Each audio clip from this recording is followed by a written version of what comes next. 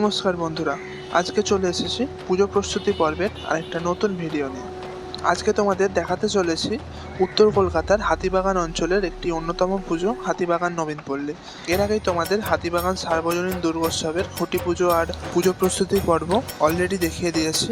আজকে আমরা চলে এসেছি হাতিবাগান নবীনপল্লী। এখানে কাজ কতদূর এগোলো সেটাই তোমাদের সামনে তুলে ধরবো আজকের এই ভিডিওতে।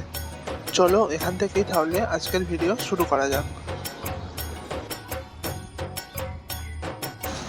আমরা দেখতে পাচ্ছি এখানে কিন্তু প্যান্ডেলের যে বাঁশের কাজ সেটা কিন্তু অনেকটাই এগিয়ে গেছে। এই বছর হাতিবাগান নবীনপল্লী দুর্গোৎসবের যে ভাবনা সেটা হলো এই রেডিও স্টোরি। বিগত বছরগুলোতে আমরা দেখেছি হাতিবাগান নবীনপল্লী সম্পূর্ণ একটা ব্যতিক্রমী ভাবনা নিয়ে পুজোর থিম করে। এই বছরও কিন্তু সেই রকমই একটা ভাবনা নিয়ে থিম করতে চলেছে হাতিবাগান নবীনপল্লী। আমাদের যে রেডিওর যে কনসেপ্টটা সেটা কিন্তু বর্তমান যুগে আমাদের জীবন থেকে হারিয়ে গেছে। সেই কনসেপ্টটাই কিন্তু এই বছরে হাতিবাগান নবীনপল্লী দুর্গোৎসবের পুজো মণ্ডপে ফুটে উঠবে। 2023 সালের দুর্গাপুজোয় হাতিবাগান নবীনপল্লী দুর্গোৎসবের যে সুকুমার রায়ের আবোল তাবোল যে থিম ছিল সেই থিমের জন্য এখানকার সমস্ত বাড়িগুলোতে ওয়াল আর্ট করা হয়েছিল। সেই ওয়াল আর্ট কিন্তু এখনও রয়েছে।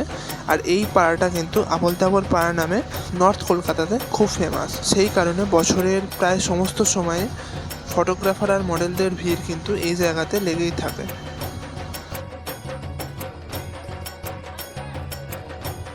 তো আজকের ভিডিওটা আমি কিন্তু খুব একটা বেশি বড় করলাম না, এখানেই আমি আজকের ভিডিওটা শেষ করছি। কারণ এখানের কাজ কিন্তু এখনও অতটাও এগোয়নি যে তোমাদের ডিটেলসে ভিডিও করে দেখাবো। পরবর্তীতে কাজ যখন আরও এগোবে তখন কিন্তু আবার তোমাদের এই জায়গার ভিডিও করে দেখাবো। আর আজকের এই ভিডিওটা যদি তোমাদের ভালো লেগে থাকে তাহলে কিন্তু অবশ্যই একটা লাইক করে দিও। আর এই ধরনের পুজো রিলেটেড কন্টেন্ট পেতে অবশ্যই কিন্তু আমাদের চ্যানেলটা সাবস্ক্রাইব করে দিও। তো দেখা হচ্ছে খুব তাড়াতাড়ি নতুন কোনো পুজো প্রস্তুতি পর্বের ভিডিও নিয়ে। ততক্ষণের জন্য সবাই ভালো থেকো। জয় মা দুর্গা।